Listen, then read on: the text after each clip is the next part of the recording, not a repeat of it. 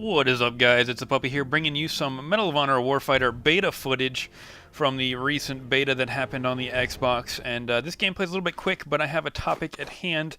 And normally, you guys know I'm not one that's really big on asking for promotion from you guys, likes, favorites, etc., things like that. But if you watch the video all the way through and support my cause, I would appreciate a like and or favorite, just because, not that I want to get this in front of a ton of people's eyes, that does not really bother me.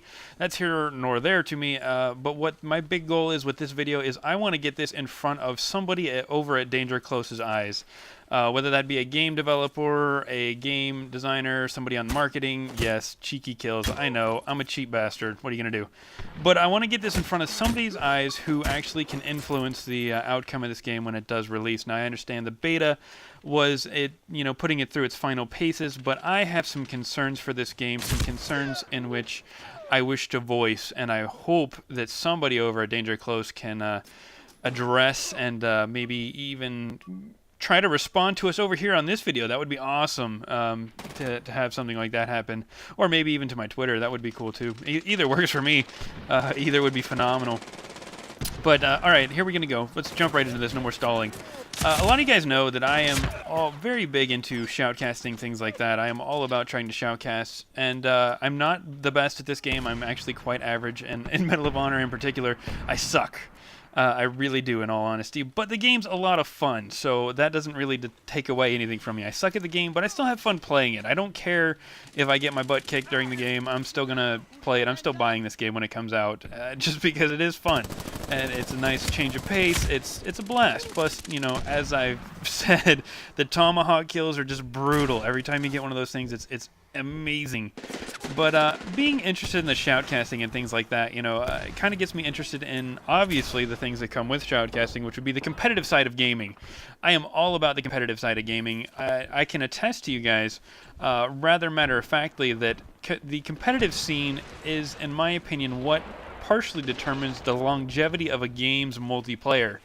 If you want proof of that, just look at Counter-Strike Source. That game is still around because the competitive scene is still there. You look at Halo. Every single Halo has been absolutely backed to the fullest to support its competitive scene, and therefore has been on the competitive scene to a great extent, which has led to a large majority of the game's success. Now, I'm not going to say that the competitive scene is solely responsible for a game's success. That would be a rather false statement, and I would not be so convoluted into thinking that. But it does play a rather large part in it, and the ability for a game developer to support the competitive scene through various features will really determine where the game goes down the road. So part of what my question is, a lot of these are unanswered. I've looked into it. I've tried talking to some guys over at the Medal of Honor HQ. I've tried talking to the Medal of Honor themselves over on their Twitter. I got no answer from Medal of Honor on Twitter. I did get some answers from MOH HQ, which is more of just a community site, but a legitimate community site at that, and they are very well known for their accuracy in what they do say. And some of the things that I can say that I saw was there was a good bit of there's potential support for Spectator mode. There's a game mode out there called Home Run, which is basically a search and destroy style capture the flag. That is more or less you have to capture a flag and you only get one life, and things get really hectic. And that there's a Spectator mode in that, and that's one of the big requirements for supporting the competitive scene. Partially because, obviously you're going to have a competitive scene regardless if there's spectator mode or not, or regardless of if there's the ability to watch back gameplays through demos or some other form other than, people recording through their HD PVRs or whatever it is that they may have.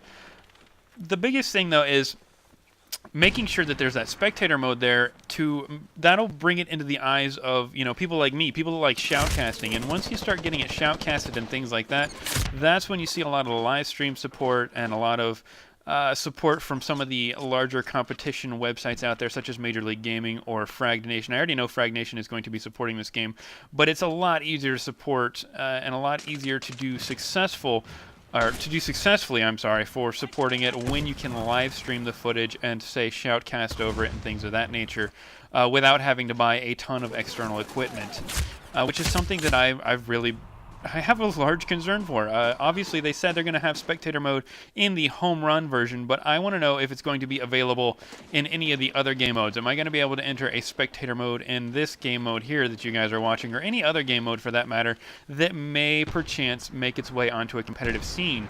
Also, I want to know if there's going to be any sort of recording and playback feature, you know, anything like Black Ops Theater Mode, or, you know, Halo has done their version of Theater Mode as well.